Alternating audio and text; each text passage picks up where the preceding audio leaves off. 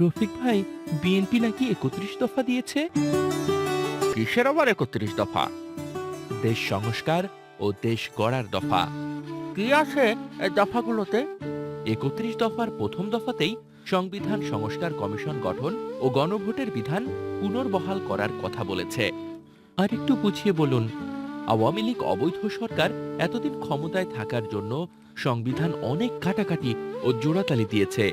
এখন সংবিধান সংস্কার কমিশন গঠন করে জনগণের অধিকার প্রতিষ্ঠার জন্য যা ভালো তাই রেখে বাকি অগণতান্ত্রিক বিষয়গুলো সংশোধন করবে। এটা তো আমাদের জন্য ভালো খবর।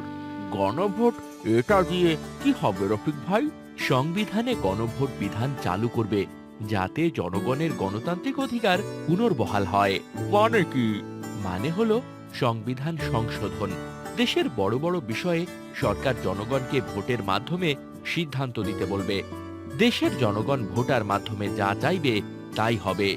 বাহ, এতদিন তো সরকারের কাছে কথাই বলতে পারিনি। বিএনপি এই সিদ্ধান্ত নিলে নিজেকে দামি নাগরিক মনে হবে। বিএনপি ভালো দফা দিয়েছে, আমরা এই দলের জন্য কাজ করব। হা হা হা, সবাইকে কাজ করতে হবে।